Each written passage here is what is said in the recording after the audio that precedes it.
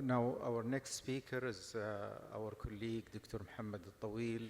Dr. Mohammed Al-Tawil is a senior consultant from King Abdullah Specialized Children's Hospital. He's a hematologist, oncologist, and working in all different fields of the specialty, and stem cell transplant, leukemias, and hemoglobinopathy. And today he's going to talk to us about Philadelphia negative ALL experience. Please, Mohammed. Thank you, Dr. Abdullah. Thank you, Dr. Shahbaz, for leading this session. And first of all, I would like thanks for the SSPMT to give me this opportunity to really is a great honor and privilege to be part of this conference. And also I would thank the organizing committee for kind invitation and give me this opportunity to share with you our experience and practice in King Abdullah Specialized Children's Hospital in pediatric patients. So this is my task, is a Ph negative PCLL in pediatric, which is including a frontline and salvage strategies in the cache.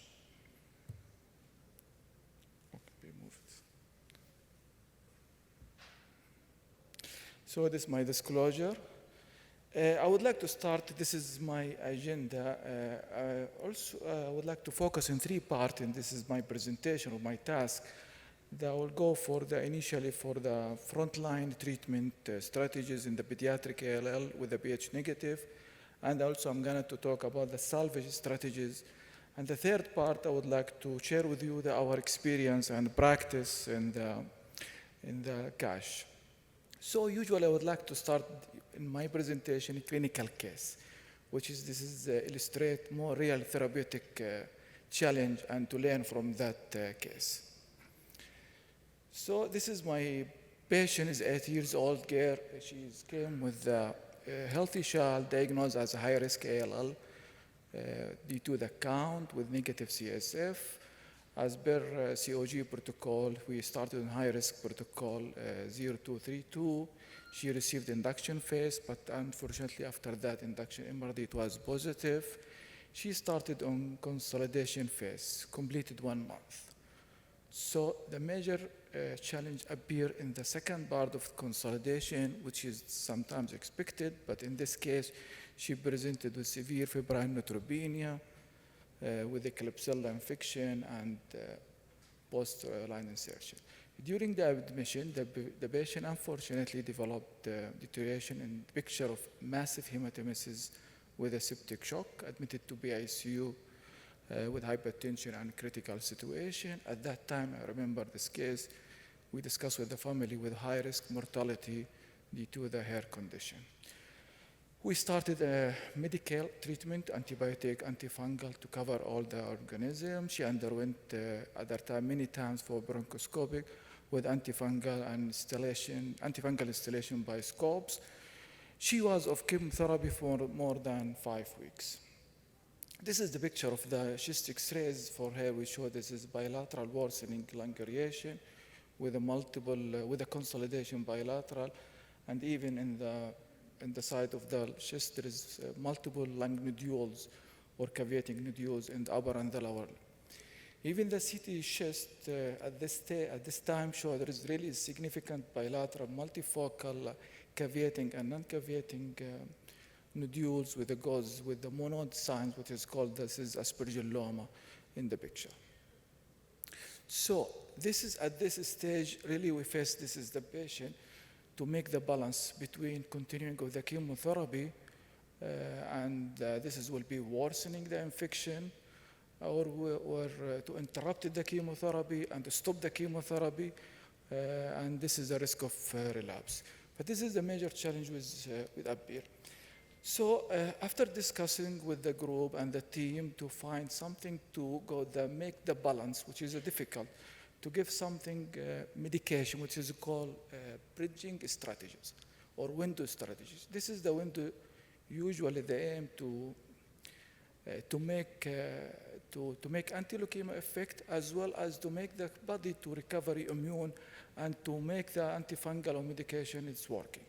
So we decided at that time to give some medication, blinatumomab, depending on and evidence at that time. She received one cycle, which achieved by negative MRD, and we continue the antifungal infection till during the intensive chemotherapy with a multiple bronchoscope installation with AmphoB more than 15. Alhamdulillah, she continued the chemotherapy and she completed on June 2025 with a good condition. As I mentioned, this is approach for any clinical challenge case, control the leukemia and create the windows or for recovery to allow intensive antifungal. So the main key point from this is the multiple key point we can get it from this case is not use only the medication like blinatumomab, but you have to, or any medication like anti-leukemic effect, you have to thinking about the strategies of the windows or bridging, which was using in this patient. And I know this is that usually the success for any change of challenge case to management is not rely on the drugs or physician or consultant.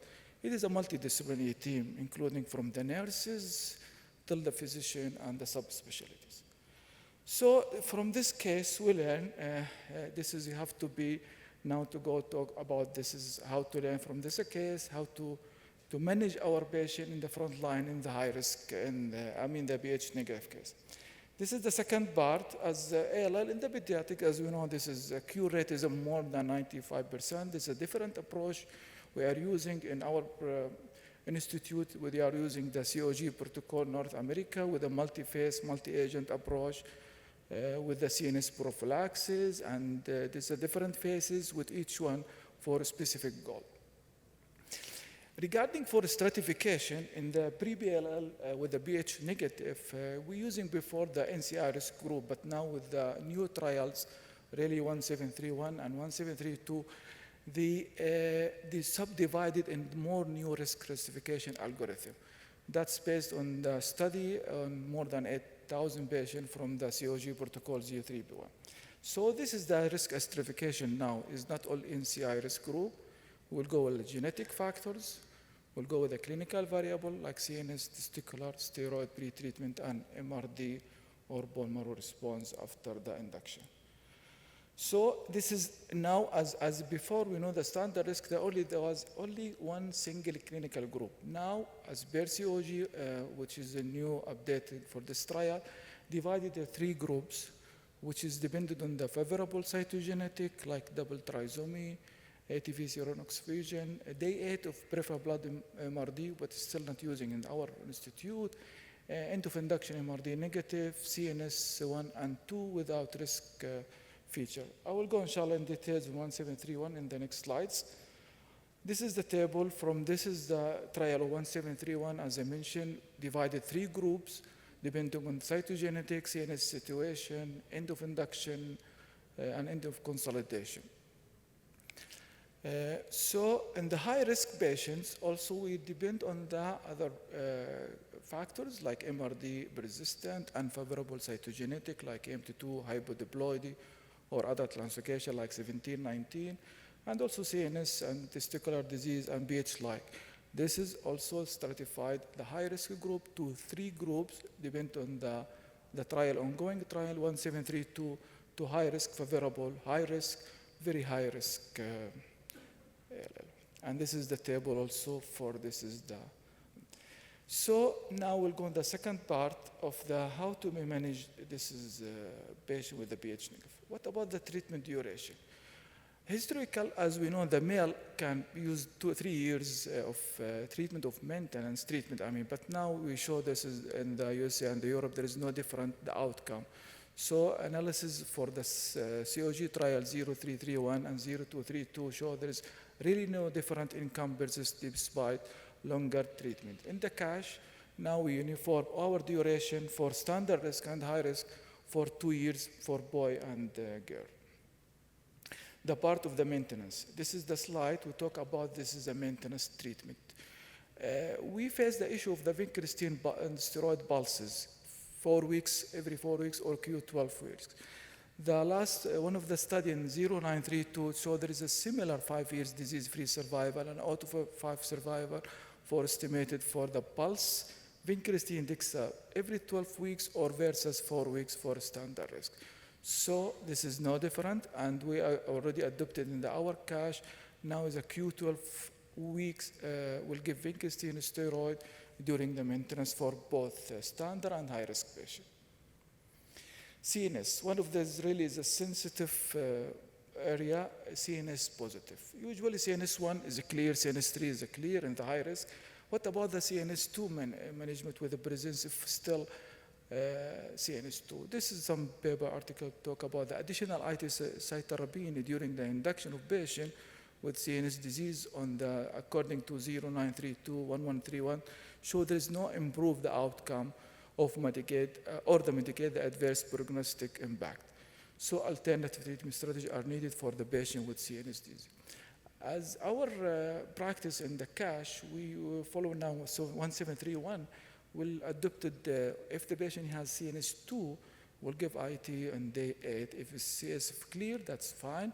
If not, we'll add extra ITs. If CSF is still positive, we'll give cytarabine twice weekly till get a 3 consecutive negative. Still, there are some institute using weekly IT till to be clear. The protocol of this is the one of the COG trial is 1731. This is adopted of the blinatumomab in standard risk for acute lymphoblastic leukemia. Because as we know, the blinatumomab, this is the mechanism is bispecific T cell engager linked between CD30 T cells to leukomic cells, CD19 to make leading apoptosis and plasma. This is already blinatumomab demonstrated efficacy in the relapse setting in the leukemia and pediatric in COG 1331 and the adult. So this is design of this is a trial. Show this is a first trial, randomized trial in children less than 1 to 10 years with a newly diagnosed as NCI standard risk B cell precursor according to age, the count, no testicular, no CNS disease, and PCR ABL negative. This is the experimental design of a schema. As I mentioned, there is a 3 groups: standard risk favorable, standard risk average, standard risk high, BLL with the blinatumomab arm. This is comparison between 2 arms. The control arm is a chemotherapy and the arm of blina plus chemo. What is stratified? This is in 3 risk group. The standard risk favorable, they were not randomized in this trial because we receive only standard chemo because this is a group already, they have good excellent. The only randomized 2 groups, standard average and standard high risk, randomized between the blinatumomab plus chemo and or chemo alone. That's the versus chemo alone. We'll give 2 cycles. Each cycle is 28 days. The primary endpoint, 3 years disease-free survival defined as time from the randomization to relapse and second malignancy or death. The result, for the initial result up to 2.5 years, through the 1,440, half of them of the chemo blina versus the other is chemo alone, we show that disease-free survival is 96% in the blina arm comparing with the 87. When you go to the 2 groups, standard risk average subgroup and standard risk high risk group, we show there is significant in this disease-free survival. What about the cumulative incidence of relapse? Also, we show there is really significant lower in the blinatumomab. Overall, it was 3.3 and relapse was 11.8. If you go also by groups, we show the standard average really is 2.5 versus 9.8, and the standard risk high is 4.3 versus 14. The overall survival, there's no much changes, around 98, 97 in both groups, but the disease-free survival and cumulative incidence is really significant. This is the table, demonstrates also what's the same message regarding disease-free survival and relapse. What about the safety? When you're using any medication, you have to look for the safety of this immune therapy or medication. We show this is blinatumomab is well tolerated. There is no treatment-related death reported during the blinatumomab cycle, and this is published already. Slightly higher non-fatal complication like sepsis, catheter infection, but still there is grade 4 or 5 infection were not significant different. There is also grade 3 SRS, as we know that with the blina and neurotoxicity. As other medication, I think there is no medication is free from any toxicity. Usually there is a toxicity. For regarding Ablina, we face this grade 3 CRS, sepsis, CRS seizure. Also, we had incidents in sepsis and catheter-related infection. But the message is this is, if there is a toxicity, this is, can be manageable with this is medication. There is no difference seen in the standard risk high group. And this is no death during the Ablina cycle. What can we do in the supportive care while the patient already in the, started on the Ablina? Adding immunotherapy as a backbone increases the infection risk, as I mentioned, but you have to be with some recommendation to manage or to control. Usually, for our practice in the CASH, we do IgG level before and after completion of the blinatumab. We give sometimes immunoglobulin for if there's significant, low, and checking the vaccine titer before and catch up after the complete chemotherapy. Regarding anti-seizure prophylaxis, still we decide for some high-risk patient with the neurotoxicity, or the patient had seizure with the previous Ablina. Also, and now I think in the ASH present the Down syndrome also one of the indication. Antibacterial, still we don't know about the benefit and the risk. The long follow-up for this is study, we show 4 years disease-free survival. We show there's a 94% randomized to Ablina versus 86. So among patients of standard risk average, as I mentioned, still there is a high, and even this is for high-risk patient. The issue of isolated CN relapse, for bone marrow relapse, which is significant reduce in the long-term follow-up in the average and the high risk, but it's still CNS relapse, and combined there is no different or no affected. This is the table. Even with the cytogenetic, we show there's some cytogenetic associated with the Ablina chemo arm is better than the other, like amplification 21, KMT2, which is so 96, 82, but still not p-value significant. The mainly significant was in the CNS2 as well as the induction. The ongoing trials now 1732 on net take time. This is still not fully published, but it's still added for chemotherapy backbone with the blinatumab to the study group, and they added inotuzumab anti-CD222 for this is the study, but it's still not finalized. But the safety issue show there is a study are significant higher complication. So what are we using in the King Abdullah Specialized Children's Hospital? This is the total cases of our patient. The last 2 years reached more than 100 patients. We are using the BCL schema and roadmap adopted from the modified 1731 and 1732. The standard risk schema and roadmap, we make really easy schema. We classify standard risk favorable, standard risk average, and high risk. This is dependent, as I mentioned, on the cytogenetic and the MRD. And we give 2 Ablina blocks for standard risk average and the high risk as a standard. This is our phases. If you look the standard favorable, we're using as the previous one. The average, and we add the 2 cycle of Ablina, one of the after consolidation, the other one after Kabizi. Standard risk, high risk, we're using the induction and high risk consolidation. Ablina follow with the high dose, intra-maintenance high dose, and the Ablina for another 20 days. What about the high risk in the CASH? We're using also modified 173, 173. We divide 2 groups, high risk favorable and high risk. We exclude now high risk with the BH positive or other arm. The high risk favorable as BRCOG will give the high risk protocol without Ablina. Well, this is the patient depend on the classified by less than 10 years, the only count, but CNS1 and favorable cytogenetic double trisomy ATV seronex and end of MRD is less than 0.1. The high risk patient, the other groups with a CNS1 or 2 or CNS3 will give blinatumab 2 blocks in CNS1, CNS2, comparing with the CNS3 will give Ablina 2 block also. But here we'll give Ablina in CNS1 and CNS2 before the interim maintenance. In the CNS3 we'll give before high dose methotrexate followed by Ablina. This is the phases as I mentioned with favorable and not favorable. So this is the summary for our treatment for any newly diagnosed for frontline treatment. We have to follow the risk classification, ARBEZ 731 and 732, upfront blinatumomab, as I mentioned, for the groups of standard risk, average and high risk, and the high risk patient only we are using the blina arm. For CNS2, as I mentioned, for day 8, cytarabine, if it's negative, that no more ITs. If it's still, we'll give twice weekly till to get.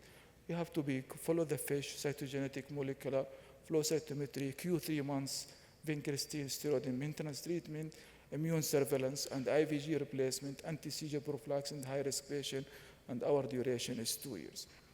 You have 1 minute, Mohammed. This is the third part, which is really, I think I need another task, long task, but I will be focused on 5 points. When you talk about the relapse, still the prognostic and the pediatric heterogeneity, like, and we have to put it in your mind for this is the factors will affect the prognosis, site of relapse, timing of the relapse, patient characteristic, risk group, response for induction therapy, and cytogenetic, which, as we know, the isolated extramedullary is still better than the marrow relapse. Timing, also we know this is the timing will affect the outcome when you early relapse comparing with the late relapse. Patient characteristic, also the age, which mentioned Down syndrome, like more than 18 years, or even the Down syndrome with the worst prognostic.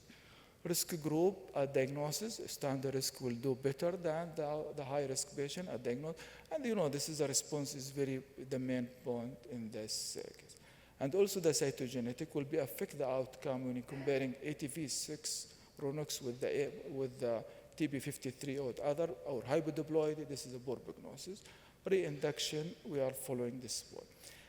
We here in the National Guard, we are using, still we are following one COG trial 1331, this is the large comprehensive trial in first relapse, evaluate replacing the intensive chemotherapy with the blinatumomab during the consolidated phase. Determine that this is substitute of blinatumomab for intensive chemotherapy during the consolidation. The blinatumomab really improves survival and reduce. This is the table from 1331. We classified for low risk, depending on the timing of relapse, and MRD negative, high risk, early relapse, the intermediate risk if is late relapse with a positive MRD of induction. This is our schema we are using in the National Guard. The high risk and intermediate will go after induction and remission. For transplant, after 2 cycles of blina, the low risk will go for blina arm. So because the time issue, this is a COG, this is the outcome. This is our strategies for relapse at cash. We are following the COG 1331.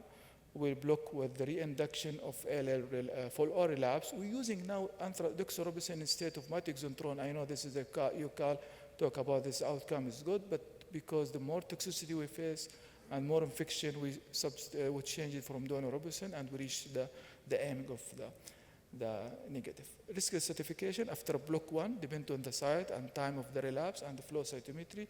In high risk, intermediate risk, we're replacing 2 cycles of intensive chemotherapy with 2 cycles of blina. In low risk, we'll start blinatumomab. Isolated CNS relapse still did poorly with the chemotherapy in this protocol. Isolated CNS relapse raised the question of intensified CNS-directed therapy. Now we have 2 cases or 3 cases with CNS relapse isolated. We'll consider to give more intensified CNS-directed therapy like BOG or other UCAL. I think this is the challenge will be second and subsequent more relapse. This is my message. The goal of for leukemia in pediatric is to ultimate the cure of the patient, our pediatric patient, with reduce minimal toxicity and improve the quality of life. But this is not will be depend on the simple more treatment. This you have to look for the precise treatment to manage this case to reach. This is the goal. Thank you. Thank you very much. Thank you, Dr. Mohammed. Very, very exciting and educational, well presented, صراحة. We'd like to have more time because it's quite exciting. But because of the sake of time, I think we don't have even time to ask questions. If you have any question, please address it directly to Dr. Mohammed. And I think we'll move into the next session. So, Okay, so thank you so much. We are ending this session, and thank you for the speaker, and thank you for participation of everyone. Thank you, Dr. Abdullah. So it was really pleasure to be here. Thank you.